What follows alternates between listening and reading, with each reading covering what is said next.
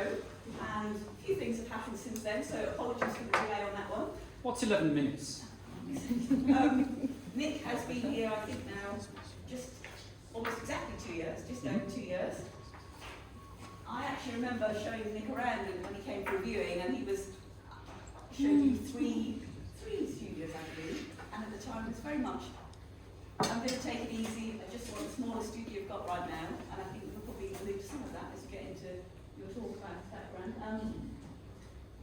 He's very much part of the community here, collaborates a lot with people. Anyone who has met Nick will know he's incredibly passionate about his business, and he also has a very, very cute dog called Dilly, who's also a very important part of the business, as you can see there. So, I'll pass you over to Nick, who's going to talk to you for about 40-45 minutes, and then do questions at the end. Thank you very much. So I'm not going to read stuff verbatim off a screen. What I will say is that this is what some people call potentially triggering. So we're going to go up and down. It's going to be extremely honest, which is what I try to be. And some of that might be a little bit grim, and some of it will be very positive. The overall message is positive, and it's a positive message about business. Some are just what I've learned in business, and there'll be just some interesting stuff about that. Some will be about what it might be like if you're losing your business, or you've lost your business, or you're depressed. And I will tell you now, because I know for a fact, because I know the stats, that there will be people in here who've lost their businesses, people in here who have great businesses, people in here who, in fact, probably everyone has at some point, and maybe right now, struggling with their business. There will be people in here right now who are depressed, a lot of people who have been depressed, and there might even be someone or some people who are feeling suicidal right now in this room. And that's not said for effect, that's said because that is a fact. It's way more common than we expect. Talking about mental health was not a thing. I'm 48, when I was growing up, it wasn't a thing until very recently. And a lot of people think that these stats are made up and they're just getting bigger because people are soft. They're getting bigger because we're realising that it's the case for humans. Humans are engines in their heads and their bodies, and sometimes our engines break here, and sometimes our engines break here or here or here. It's just chemistry. It's not something to be ashamed of. I'm not going to go into too much about banging on about mental health, which is what I do a lot in FRAHM, but I will tie in mental health into my story in my business. My life is awesome. My life is perfect. On social media, everything I do is amazing. My family is perfect. They're always really, really well behaved. In reality, they're a bit of a pain in the arse. Well, my wife isn't. Emily, she runs the business with me.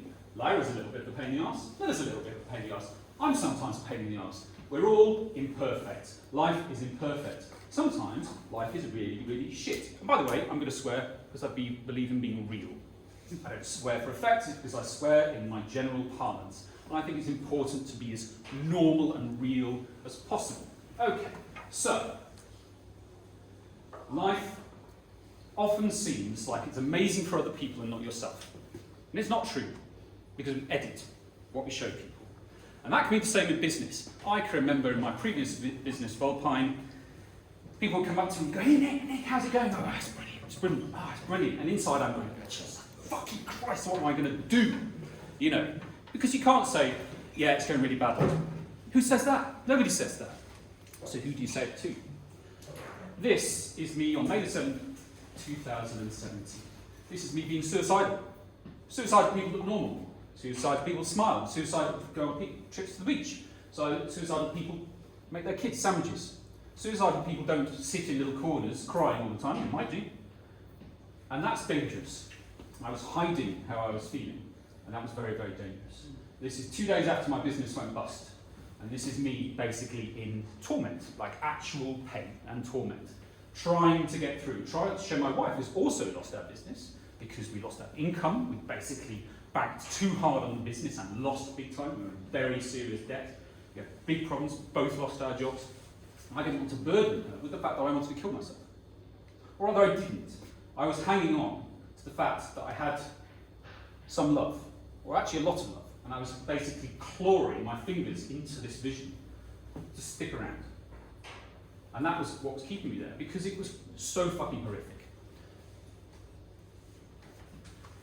In the end, and we'll talk about this later, but just so you know, I created this from Stuff Beautiful, and we are officially in Aid of Mind. We get money to mind. I talk about men's mental health in hopefully an accessible and easy way. Sometimes mental health can be quite hardcore, very, very serious. It is a serious thing, but I also try and treat it with a sort of, I don't know, a blokiness or accessibility, whatever you want to call it. And this is an example. This is our most expensive jacket, our bestseller, which is the thermal military parka, which is on sale right now. And it also comes in other colours. So from a business point of view, I make tougher jackets. I make extremely, I hope, high quality jackets with a huge amount of detail. And I think that men, currently men, soon women, love that. They want very high quality things that last a long time. And it's packed full of detail. I try and make the best of everything. I love doing that. I do what I love. I'm a passionate person. I don't like compromising. And so I try and do as many things I'm passionate about as possible. But Tough Beautiful also refers to life. And this is how I managed to tie in mental health and jackets. Because when I started from, I didn't really know whether that actually made sense. Do jackets make sense of the mental health message? So I found out it does. Our customers really, really connect with that because life is sometimes shit. And life can also be beautiful. If you are feeling awful, it's all important to remember that it can and will be beautiful again. Going back, 2 pickies, because I missed that bit. 3 pickies. I said, I never thought I would be happy again. I never thought I'd be around. I never thought that I would have a business and I would be here talking to you with a family that's more grown up and a marriage that's now 25 years. I thought I'd just be gone, that I was worthless. I was a piece of shit. I fucked everyone's lives up. That's literally how I talk to myself in my head. So, life is tough. It's also beautiful. I want to market that as a world that we live in. I don't want to market that we all sit on yachts in the Adriatic with gold dripping from us, women hanging off my shoulders, and I'm awesome. We're all a bit crap sometimes. We're all a bit great sometimes. Life is often like that. This is Miles. He's a real person. He's not a model. Some models are real people. They all go to the loo, they cry, they feel sad. Life is difficult, they have to pay the bills. But Miles runs his own business. And he's also quite good at looking sad in a moody way. Just like that. It's quite handy for a company like mine. So rather than show pictures of my childhood, I think it's important. I'm very interested in people. Now, you're looking at a person, and the person that I am is, there's me as a kid, definitely not a kid from Jerry Maguire. That is my wife, Emma Lou, definitely not Alicia Silverstone. And this is me winning the Tour de France. I never won the Tour de France, which is what I dreamed of doing. But I used to be a racing cyclist. So basically, I grew up in Nottinghamshire, single parent family, went to university for sports science just to do more cycling. That's Charlie Motto, my hero. And discovered that I wasn't really a very jock person. I didn't like pouring beer over my head, which is kind of a thing you had to do in my course. And I should have been doing something creative. So I ran clubs, bars, restaurants, was a wine merchant, and eventually I got loads of generic management experience, profit and loss, HR, all that stuff.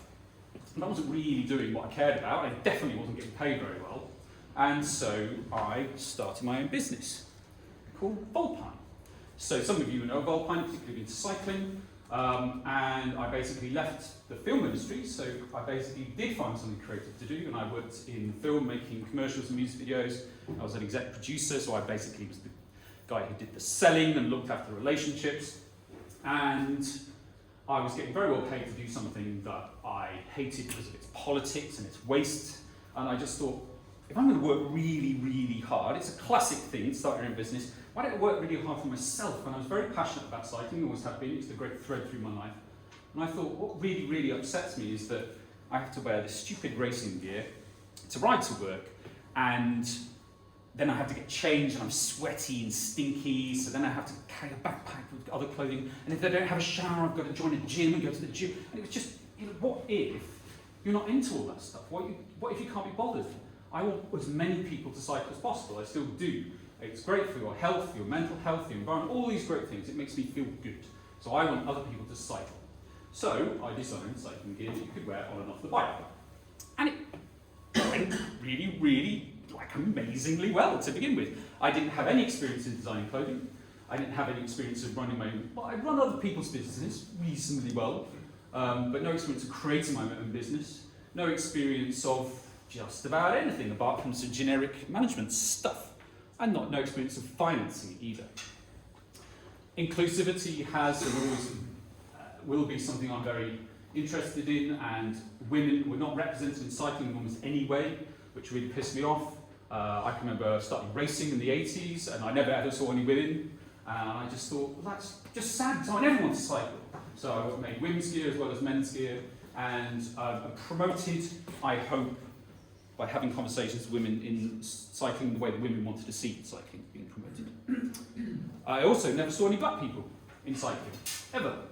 Or people just enjoying themselves in cycling, or just chilling out. It was always incredibly serious. And so I wanted to change that too. And passion's up there because that's what I drove Volpine on. Pure passion. I'm a passion player, and I basically ranked that up to 11 and used my passion to create Volpine. So we did lots of really nice creative. Basically, the theme is lots of really lovely brand building and marketing, design, writing, everything creative, because that's what I'm good at.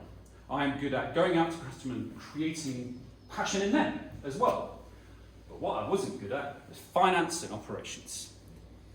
And so what was happening in the background? So we were in The Guardian, and GQ, Der Spiegel, New York Times, like all these names, BBC News, the whole shebang. Like Volpine was the next big thing. If you know Rapha were and are the big thing. They sold out for hundreds of millions, and we were expected to be next in line. And everyone told me so. And you start believing that. In the meantime, my life was shit. My life was shit because I was incredibly stressed. I wasn't getting any support.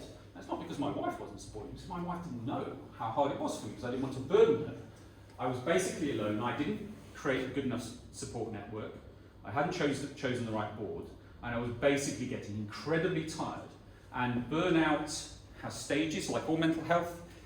There's somewhere over here is perfect mental health, which I don't think anybody has, and then somewhere over here is the worst mental health, which is, awful. And we're sliding along this scale most of the time, hopefully more in that area. And I was sliding slowly this way, and burnt out. I started with exhaustion, and it started to manifest itself because I would start hoping that I broke my leg or something, just so I didn't have to run the business. So that maybe I'd go into a coma and the business would slide away from me. I wouldn't have to have responsibility for it. And these, weird fantasies, because of course at the same time, of course I didn't want that to happen. But I used to wake up shaking every morning. The cortisone in my body was just causing me. So it was eroding my body, my mind all the time, over a long period, probably 2 years. And a lot of that came from pressure. Pressure from shareholders. Pressure because I thought I had to raise lots of investment. And I did. I was very successful at raising investment. But it just squeezed me and squeezed me. And I wasn't experienced enough to handle it, wasn't experienced enough to make the right decisions. I was just experienced, or rather found out I was good at creating a brand and some nice stuff that people really liked. And that's me on Bream Beach, just moved to Somerset, and it's one of the few times I went out on my own. I remember standing, it was like -4, where I'm wearing all this wool, and I'm just stood there in the wind like that, just going, I'm on my own, with time to think. And I just thought, what the fuck am I doing? What is going on? Everyone tells me my life is awesome. It doesn't feel like that way. And I just got scared. I was just getting more and more scared. And what was most important, which I didn't recognise at the time, was that I was committing more and more to the business personally. Because I was like, my way of looking at it was, if I just make it work, if I sell it for 100 million quid, then we'll all be happy, and then I'll chill out and I'll look after the kids because I won't have to do anything, and I've got to do it for them. And you know what? I'm still doing it for me. And also, I was so deep in, I didn't feel I could pull back. And what was happening was I had a newborn daughter. Apart from her birth, I don't remember my daughter for the first year of her life, which is terrible. And my son was young. My wife was dealing with that as well, almost exclusively, which is not my way of parenting either. And I realised that after things went wrong. And of course, this is, I'm sure, obvious to most of you, and it's obvious to me, but it doesn't matter if all this lovely stuff on the outside is going really well. It doesn't matter if people tell you your brand is amazing, and you're having all these incredible investment meetings, and you're getting flown around the world, all that crap, is if you haven't got the cash to do it, you go bust.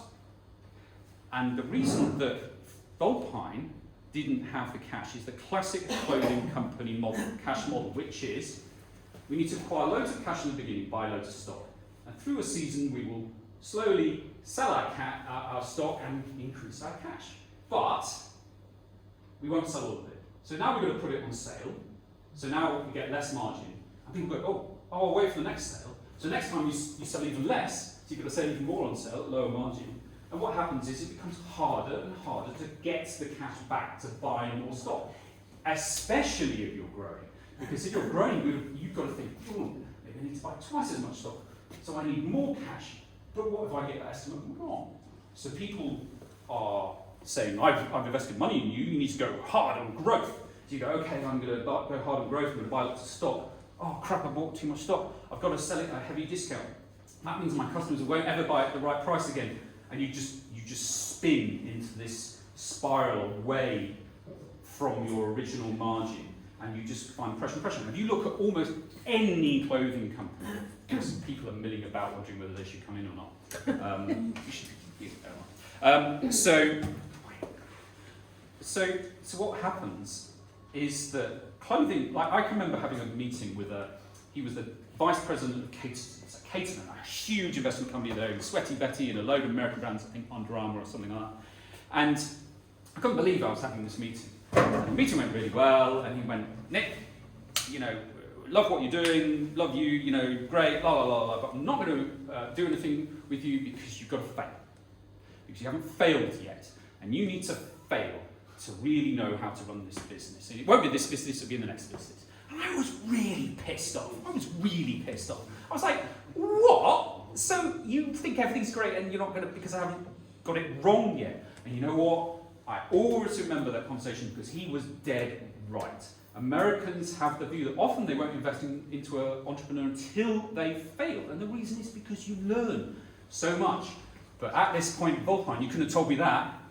You don't know what you don't know. You certainly don't know what you can't think about because you haven't got time or the energy to have the space to consider it. So I really thought very long and hard about showing this image, and I don't like looking at this image, and you probably don't like looking at this image either. This is the moment that my lawyer told me that I had to close the company. And I took this photo. My wife hadn't seen this photo. Nobody had seen this photo until last night. She said, why do you take that photo? I said, because I knew my life would never be the same again. And it wasn't, for lots of positive and negative reasons. And I hate looking at it so much, I'm actually going to get rid of it.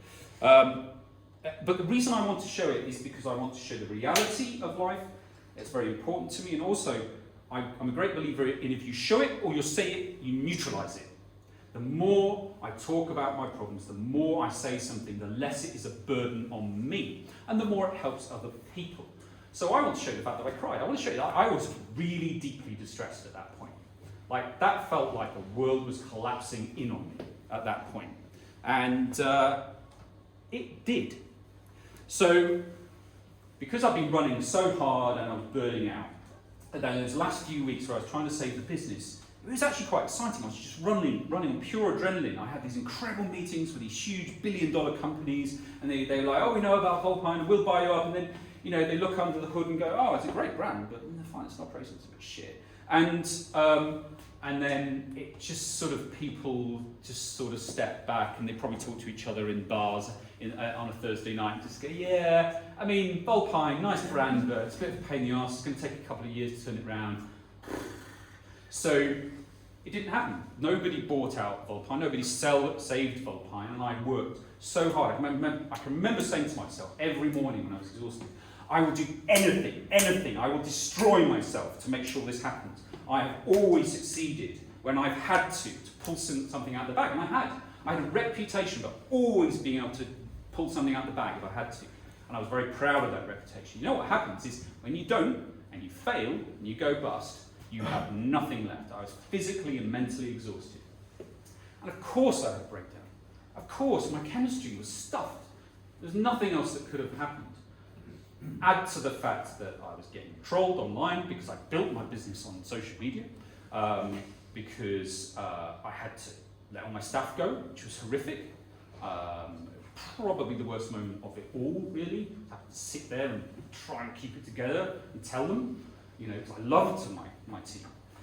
And to to turn around to your wife and say, you know that massive dream we had where we were going to buy this house and do all this? Now we're just in huge debt. We've remortgaged and gone into debt and debt and debt to pay for all this on the promise that it would work, and it hasn't worked. I'm sorry, I've completely fucked it. Oh, and we've lost our jobs. Oh, and we've got 2 small kids and a massive mortgage because we weren't earning enough to pay for it, and then fuck. Like everything seemed stuffed. And so I became suicidal. And I show this image because this is Durham Park, you might recognise it, and I was now a house husband, which was good. It was good, I needed that space and time. And I can remember sitting on that hill, it was pretty much the worst day of my life. Not because of them, thank God they were there, and they were there, my hooks were in there.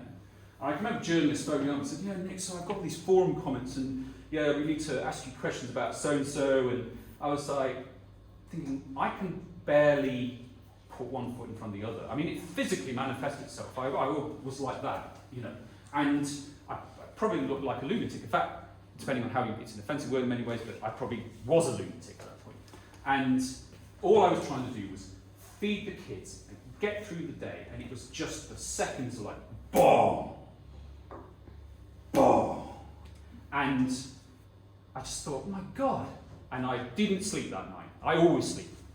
I can remember 4:30 in the morning, just the terror, the terror of, am I going to kill myself? So, what happened was a nice man who lives in FRAHM came to see me, and he knew what was going on, and he's been through stuff like that, and he said, Nick, you need to recognise that you're sick, you need to do something about it, because I'm really scared for you, and you need to stop thinking that you're weak, and you need to stop hiding this from Emma Lou because you don't want to burden her and all stuff. You need to do something because it'll be way more of a burden if you're not here. And because I care about you and all this kind of stuff. And he was not somebody I knew particularly well, but he was the voice I needed to hear, a slap around the face, whatever it was. And so I did do something. And I probably would have changed this caption. Action sounds very entrepreneurial, take action. But basically what I did was talked. There's one message from anything I say today is talk. Because you can talk about your problems in business, you can talk about your problems at home, you can talk. Talking saves people. When I talk to charities, they say to talk, that is the intervention. He talked, and I took action.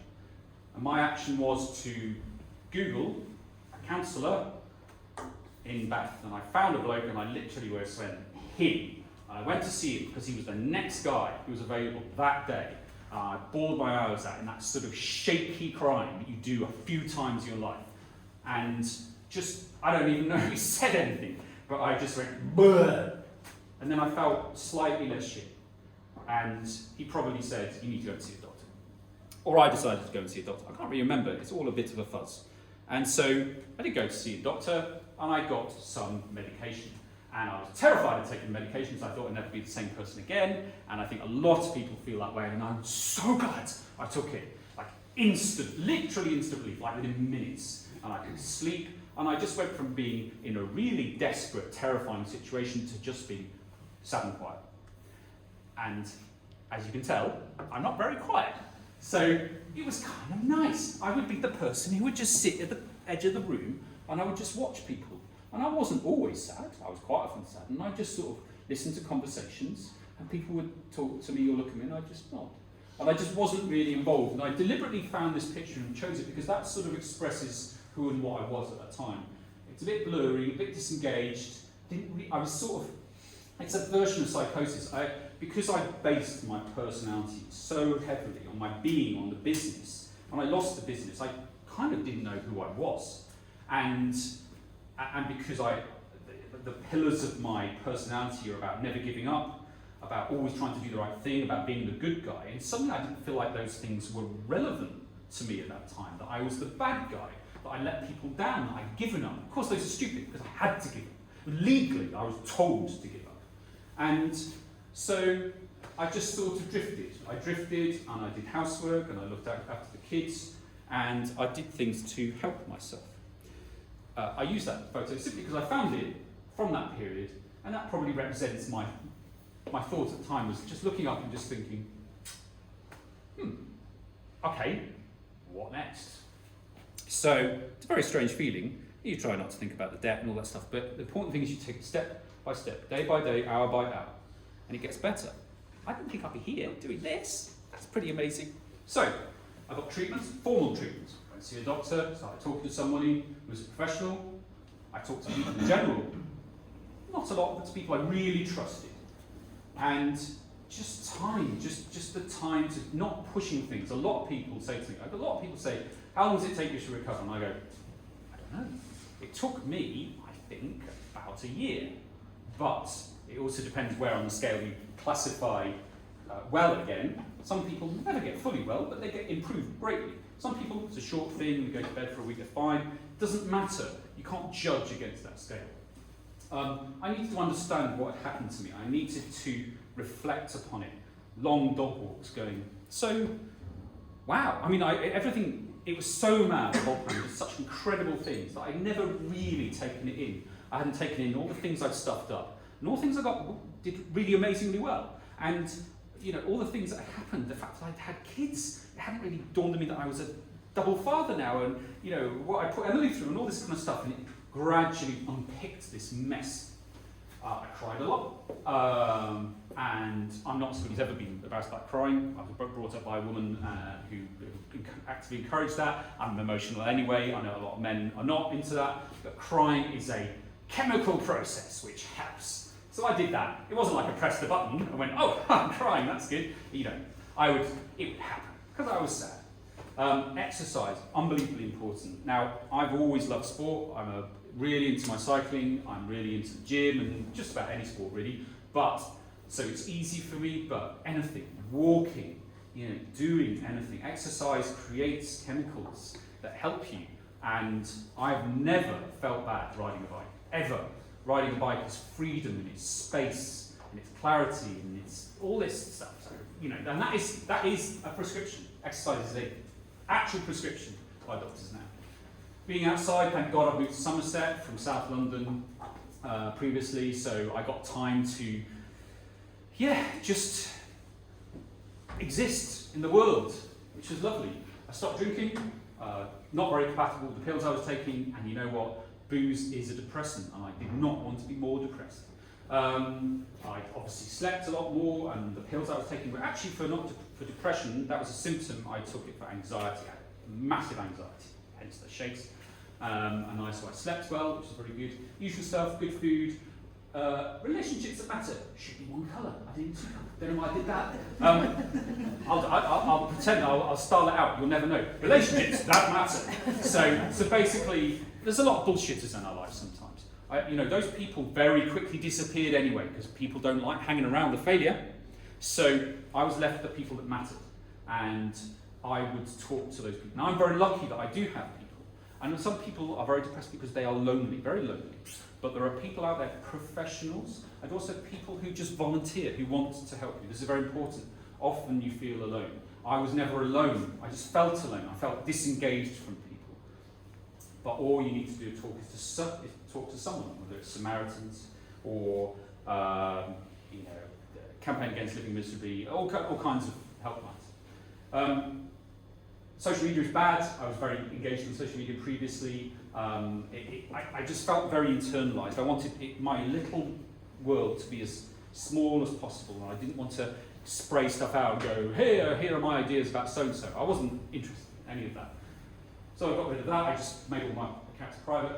And creativity. I'm a very creative person. You'd never guess. And so I just rewatched all my Scorsese favourites and Pedro Almodovar films, and took photos and wrote, and that really helped. And a lot of that was actually almost repinning my personality back to myself, remembering who and what I was. There's a photo of the kid from Jerry Maguire in there, because Jerry Maguire is a film I'm really closely attached to. And so I rewatched them, and it kind of anchored me back to who I was. I'm a great believer in say it, neutralise it, say something. I did a blog for FRAHM about my debt, and I showed it to Emma Lou, and I was amazed because she's a much more private person than me, and she didn't mind doing it, which is I'm really thankful to her for. I wanted to talk to her about debt. Debt, particularly, I think, for men, this might be a generalisation, is something that kills people because of the shame. And I didn't want that to happen, so what I'm trying to do is I'm not trying to be a role model in terms of, aren't I great? I'm trying to be a role model in terms of just saying the shit that needs saying the shit in my life, saying the things that trouble me. And one of the things that troubled me was our debt. We sold our house, it was weighing us down. We realised that we could probably get out of our debt. We moved to a really small house, which we now live in now. We don't have a garden, the kids bunk together. You know what? And we sold literally half our stuff. I had a load of bikes, I sold my bikes. And you know what? I don't miss any of that crap. I genuinely don't. I do miss a garden, and I do miss the kids not waking each other up, but it's way better than just going, oh, I can't pay the bills. I literally sometimes have a tenner in my pocket on a Monday, and I think, how am I going to feed the kids till Friday? Jesus. You know, and I've been there. I didn't grow up a particularly well-off person, and that's a horrible place to go back to. And it's a ludicrous place to go back to. How on earth did we end up there? Then I started rebuilding. Hey, we're going to get more positive now. So I just created my own consulting website. Not selling consulting. I don't do consulting anymore. I'm too busy with FRAHM. Don't worry. So you can email me, but I probably won't respond. Email me on FRAHM. But I started writing blogs. These were for my benefit, and what I hoped for other business people. This website's still going, so you can find these. And it was just things I'd learned about trolling on social media and never give up. That's ironic, because sometimes you have to give up.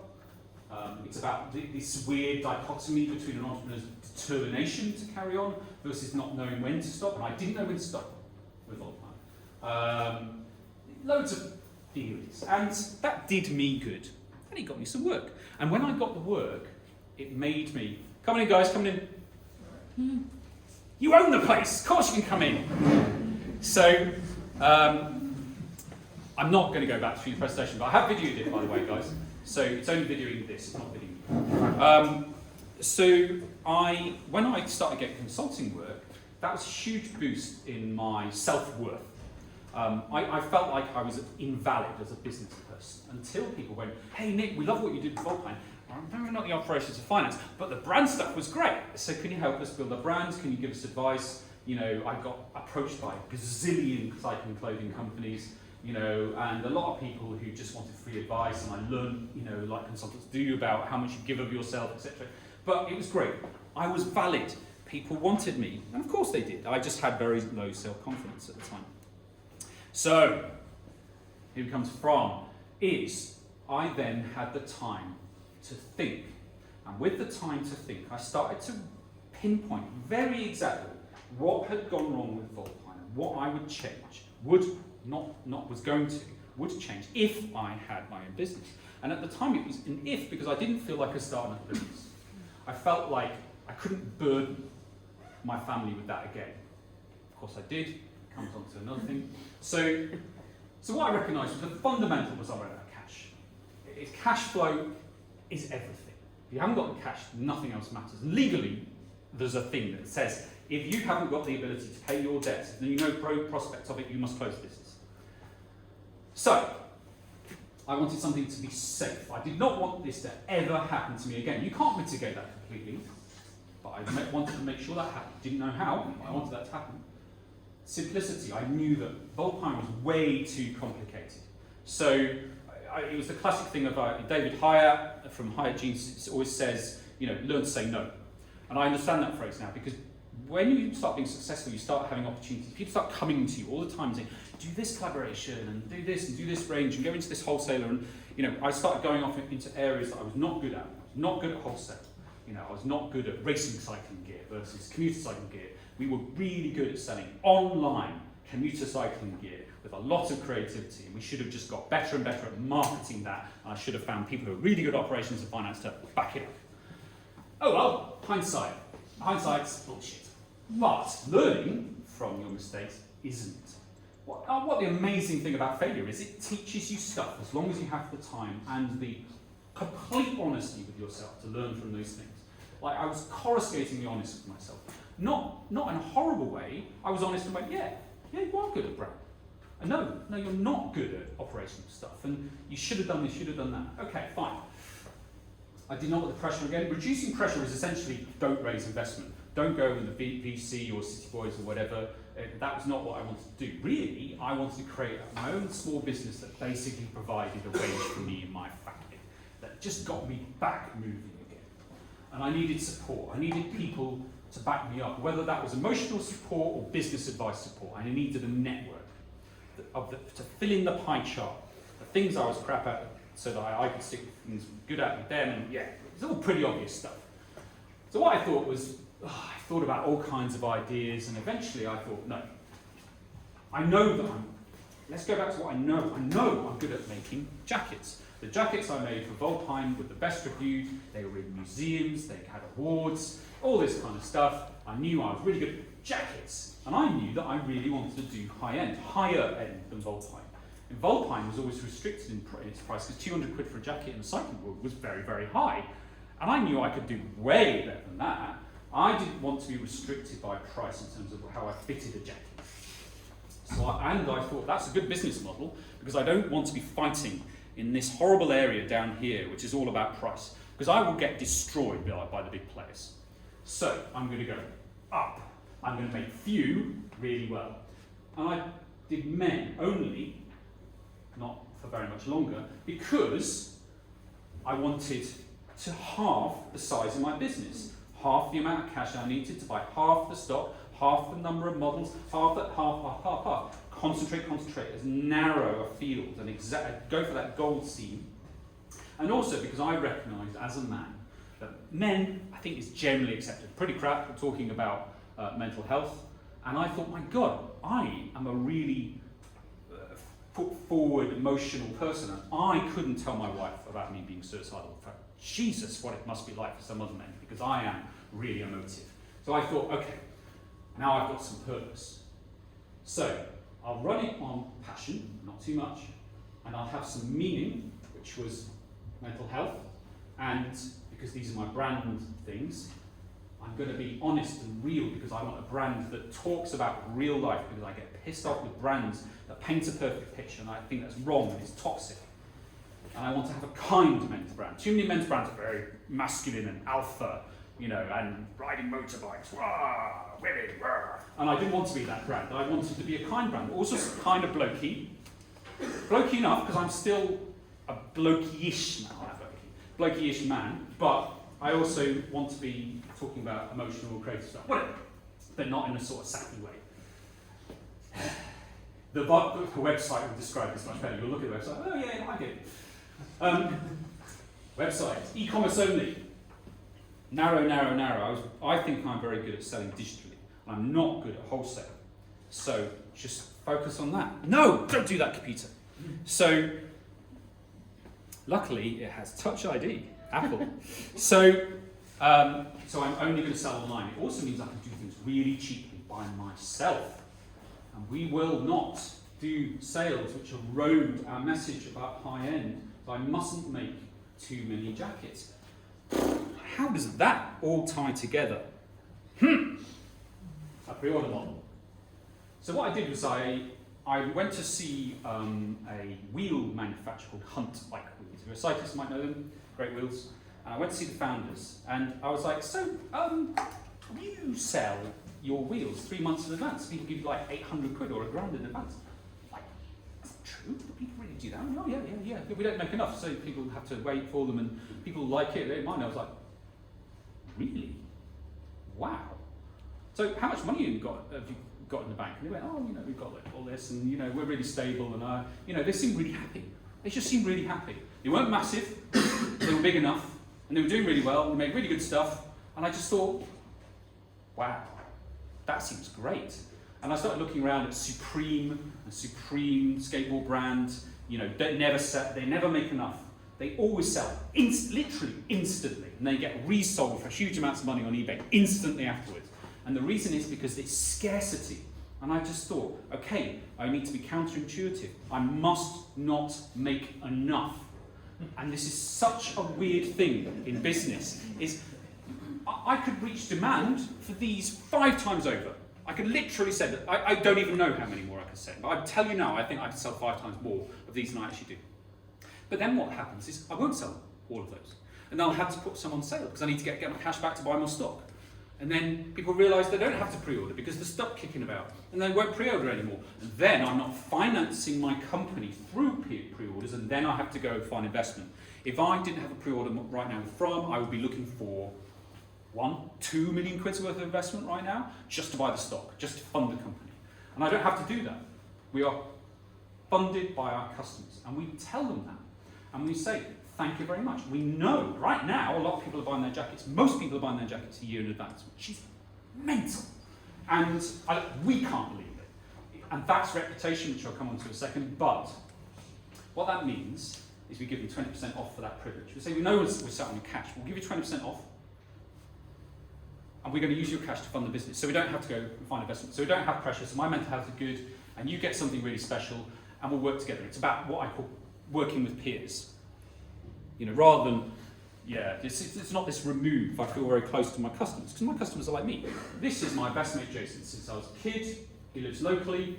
He is the CEO of a car repair business. It's FTSE 500 or something like that. And he's a very experienced CEO. And he's very different from me. He's very operations finance focused. He's also good at putting up shelving, which I'm not.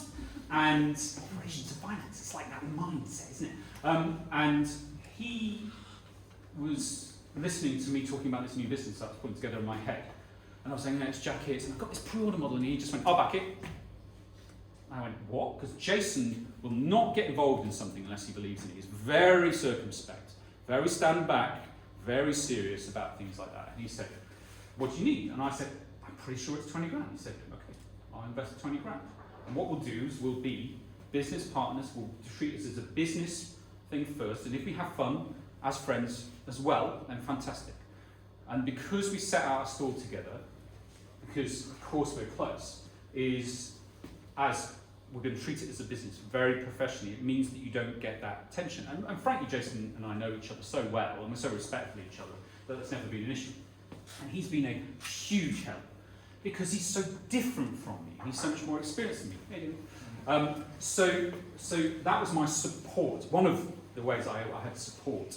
Support because I could phone him up and go, oh, I'm worried about this, and support because he would say, okay, you're crap at that, so I've thought about that, so you do that instead. What do you think? And generally he doesn't. Generally he just says nice things these days. He goes, oh, you're running the company really well. And I just go, really? DIY, very, very important in the beginning, and very important when, of course, I had to start a business with no pre-orders, because you can't sell pre-orders with nothing. So I basically had this tiny amount of cash. 20 grand does not go far when you're making high-end stuff. And I basically eked that out. And what I did was I made a free website. Now that's our current website. It doesn't look that much different from when it launched. And I did it myself. I learned how to do a website. And frankly, that's not that big a deal. I have consulted with people who go, we need to go and spend 10, 20 grand on your website. And I go, please don't do that. Not only because you don't need to spend the money, but if you understand your website and you have an e-commerce company, you will understand how to sell well on an offer website. Please get under the bones of it. It's really not that scary. Maybe not that scary for me because I'm quite image and internet focused anyway as a person, but that was a huge help. It saved me a ton of money. So that was what I launched with on that date, which I won't refer to. And I had that tagline at the time. It's okay. I had FRAHM. FRAHM, by the way, is Middle Ages German for noble or man of good character. I thought that worked. So my favourite music artist, Niels FRAHM, and I was literally sat in a gig in Bristol, and I was going, names for jacket company, FRAHM. FRAHM, that's a cool name. Like, it doesn't mean anything, but it means something. And I Googled it after the gig, not in, because that's rude, and it said, noble man of good character. I was like, oh my God, it's serendipity, I've got to use that. And then, and I wanted this kind men's brand, this good men's brand. Making jackets for curious minds, I came up with my friend James, or he came up with it, and it just didn't quite gel until maybe a year and a half later when I changed it to Tough Beautiful. That's okay. I don't think anyone cared. This is a library image, because I haven't got any images of anything, because I've not made anything yet. And I just announced it to my friends and business contacts and just said, I'm doing this. And something mad happened, because I started selling on pre-order straight away. All I had was the name of the jacket. I didn't have any pictures of it. And people started spending money on the jackets. And I thought that was insane. And that was another huge step forwards in my self-confidence. And I believe that was the point in which I stopped being mentally ill, was I suddenly thought, my God, there are people who are willing to pay for a pre-order for something they can't even see. So maybe I have a decent reputation. So maybe I'm okay. And that was cool. So that's the first jacket that I designed. There's my mate Chris. He used to be my boss at Getty Images about 15, 17 years ago. And I wanted to make the best all-rounder possible. And I wanted to have cool photography and all that stuff. And there's the thing. In the meantime, I've realised that hustling means something slightly different some of the time. It's not what I meant. But I basically, at the same time, was still consulting. I couldn't afford to do FRAHM full time, so I was working at Wild Beer, who are a fantastic company. And I managed to wrangle all my jackets into a photo shoot, which is quite good. They didn't mind because they got a bigger database, and so did I. And I was hustling, just trying to run FRAHM, trying to look after the kids, trying to consult, and it was hard, but it was fine because it was just moving, getting it going, paying the bills, and then, haha, that's there. So I committed, and I committed to a little office, which I was scared of spending the money on, and it was one of the best things I ever did. It was actually Jason who told me to get an office. He said, you need that space now, and you need to commit to the business. I think it's on the cusp of something, can you do that? Can you take that risk? And I was like, okay, well, if you're saying it, yes, I can. I got this little dinky office, and off I went. And special things started to happen. So this is the story of FRAHM in numbers. You can't see, I nearly obscured the numbers. So, launched there just before July, and Jason put in £20,000. Bobble, bobble, bobble, not very much. Getting going, I'm just hustling, still consulting, and then July is just a bit dip because July's rubbish, or it was, and then here's me going into the office. Oh, that's doing well, and then, oh God, there's a lot to do by myself. Oh my God, lockdown, crap. Lockdown, I was literally raising £100,000 in crowdfunding, and I opened it the day of lockdown. And so I had people who were emailing me saying, yeah, I'm committed. I basically was massively oversubscribed for investment, because I did go look for investment at that point, because it was, I knew that I could get it higher, but I just didn't have the resource. I had to get staff. I was just getting really, really knackered. And so I went to raise investment. I went to raise £50,000 to £100,000, and I knew at that time that I would get that money. And I didn't, because something mad happened, we're all very much aware of, and instantly that dropped to £25,000. And thankfully those great people stuck with £25,000. My God, I needed it at that time, and Wiltshire County Council gave 10 grand. We also got a bounce back loan, but I just included sunk money rather than loans. And that money basically meant that I could subsist through this period, and then I got very, very tired because I was looking after my kids at the same time. So I was trying to grow a business and basically doing all the stuff that comes from designing, producing jackets, admin, HMRC, all that kind of stuff, and just really, really bashing my head against the brick wall. And Emma Lou saw what was going on, and she was having a rough time with work and with her health. She was having heart problems, and she said, I need a change, and you need help. So let's take a huge risk. And our only salary at that time, because I wasn't consulting anymore, and I wasn't paying myself anything for FRAHM, our salary was Emma Lou, and she stopped. She's not here today for two reasons. First of all, we've got decorators, and secondly, because I would find it too emotional for her to say. So she basically gave up her salary. We discussed this very carefully. Jason thought I was out of my fucking mind. And we had zero salary, and look, and straight away, we went up. Unbelievable. I didn't think it would go that well. Emily didn't think it would go that well. We couldn't believe it. It was just suddenly releasing me from all this day-to-day stuff so that I could do what I do. Amazing. And so we did pay ourselves a salary, thank God, and then we sort of bobbed along, fine, whatever. I had some space and time for once over Christmas, and I thought, hey, Mel, the return on investment for our Facebook ads is really, really high, and I hadn't looked at that data before. Why aren't we spending more money on Facebook ads? So I went to Anne, who does our brilliant Facebook ads, and I said, can we spend a lot more money on Facebook ads, please? And we went nuts, really, really fast. And we moved office twice, really, really quickly, and then we've taken on staff, and At this point, it was 2 people, me and Emily and 2 consultants. And at this point, it's 16 people. It's 5 people about to take on someone else, which would be 6. And then we'd have 11 part-timers and consultants. That's sort of an idea, roughly. And we had an amazing February, which is bonkers, because normally February is absolute dog shit, especially if it's just after a sale. And then we had a fantastic July. And July I'm most proud of, actually, in many ways. That's how it works for me. Because July is usually the worst month. And we did that without any sales, without any discounting, in the middle of, or just after the sales, in the middle of summer. And that's mad, because we sell this stuff on pre-order. We were selling thermal winter jackets in July. It's ludicrous. That was just a month gone, that was a record, and I expect that's just the beginning of October. I expect that to hopefully go higher still, and we should go up like that, touch wood, because we're doing the right things, I believe. And so the things that really made the difference were being able, not deciding to, being able to commit fully, getting help, and then having the space and time to realise that something really important was being missed, that there was a bit of data there showing us that we should really, really be putting money into ads. And I bet your bottom dollar there's a load of men, particularly maybe women as well here, who've been targeted by ads by us. Because if you're a professional middle-aged man in the UK, you've probably seen a FRAHM ad a gazillion times, because we pay for it, and it works. So that pre-order model is doing incredible things for us. And I just did that to get my business going without having to seek investment. And now what's happening is it's created its own hype.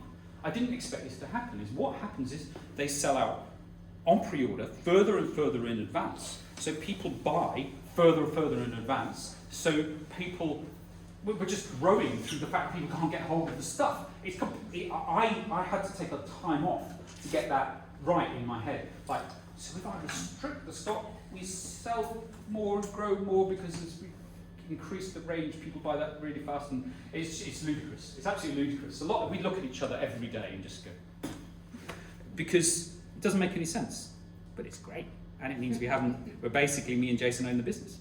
So what are we going to do next?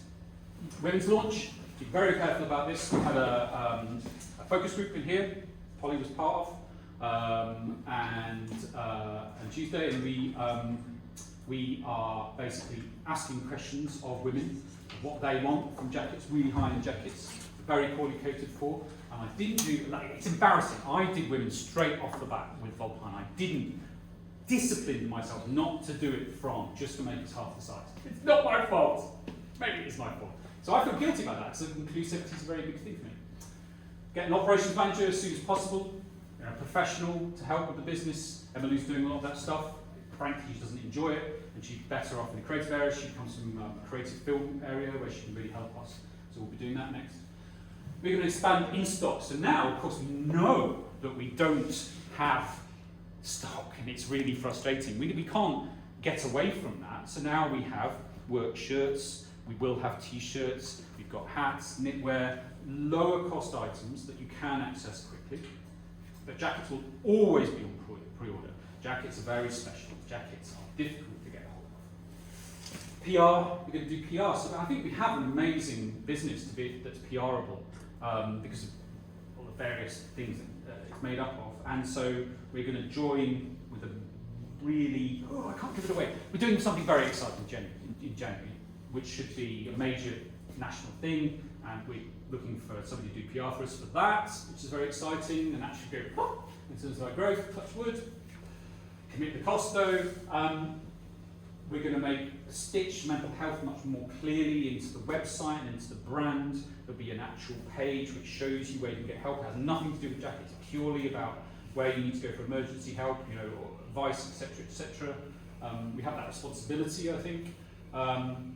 Become more creative. Me and Emily both come from a film background. It's crazy that we haven't done film properly until now. We work with Dave at the back here from Boxcut, and we will be doing a lot more with him in terms of animation, all kinds. And then we also need to go international. Almost entire, thanks Brexit, we lost 10% of our business not selling anymore to Europe. Let's not get too far into that.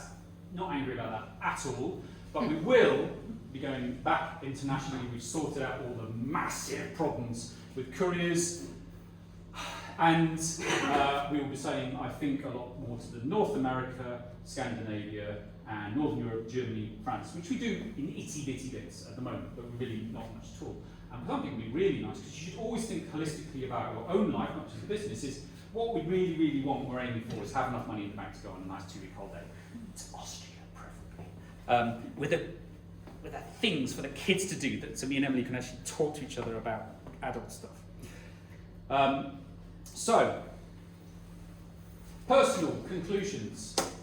So very seriously, stay. Just stay minute by minute, day by day, hour by hour, whatever it is. And for you to do that, you need to talk. You need to find someone to talk to, you need to unburden yourself, you need to get the ball rolling. And it's very important that you're not alone. You're very far from alone. As I say, there's people in this room who have or are suffering. And I have. And that's why I do what I do. That's why I talk about it, because I need to be, I felt I needed to be an example. I'm not special, I'm definitely not alone with millions of people like this, but I needed to say, hey, if I can talk about it, so can you. Everybody fails. Everybody fails. I failed, I felt like a failure, I was a failure, I still am a failure, you're a failure, we're all failures, but we also all do pretty great stuff as well. Don't let your failures drag you down. If you fail, you get better at stuff. Do take it one day at a time. You know, don't load yourself, oh, I'll just feel better tomorrow and I'll sort myself out. It doesn't work that way. You've got to look after yourself. Your brain holds chemicals. If you look after your legs and you do running or cycling or gym or whatever, you will help your brain. It's all just one chemical system. You shouldn't just beat yourself up about being mentally ill. It's just your body physiology gone wrong. Then what happens is once you start to recover, you start to reprioritize. Selling loads of stuff in my house, going to a smaller house, deciding that being in the countryside and being with my family was more important than all the bollocks that was going on in London and having these big meetings and all that stuff. And yes, so I think a simpler kind of life does bring happiness. There's a word. I'll come to that in a second. I'm uncomfortable with the word happiness. Boil it down, that's all you need to do. You don't need to worry about next steps. Stick around and talk. Just what's all I did. And then, that got me here now. Okay, business conclusions. Yes, you failed, you learned lots. Cash flow, really, really obvious. You're all sitting there going, come on, Nick, God, it's so obvious. And how did it take so long to work it out?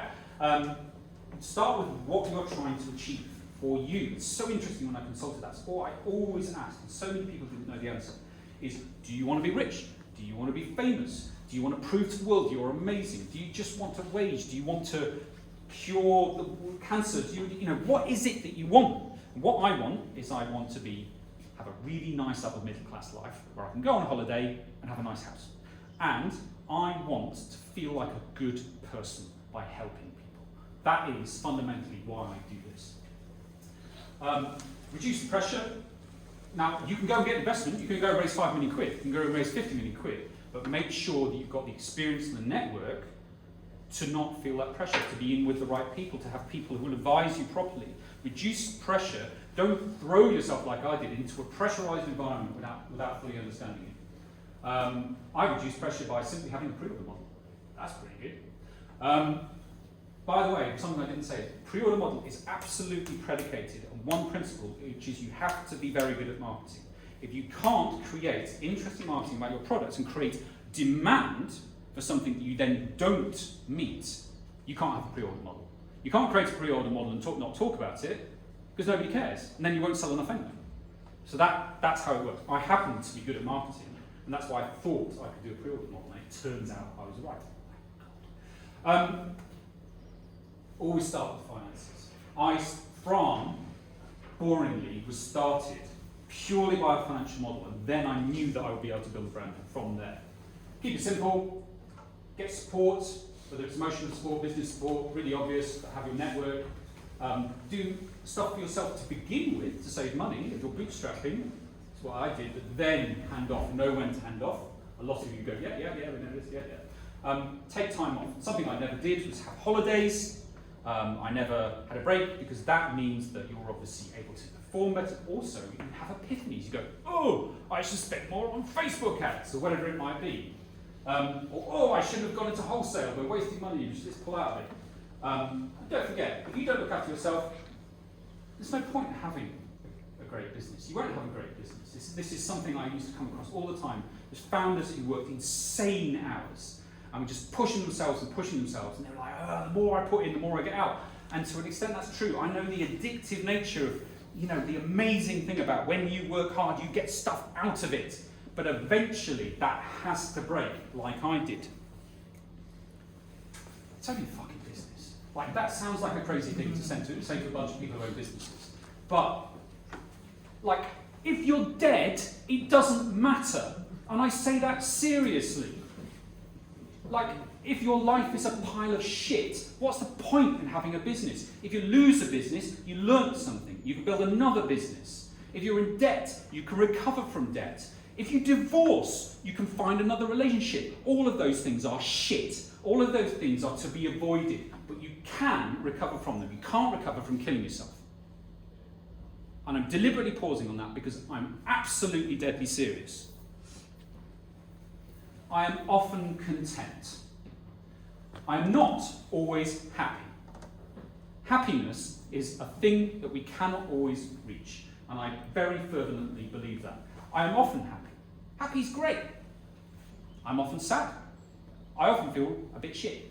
I often feel all right. But I'm mostly content with my life. I mostly go, you know what?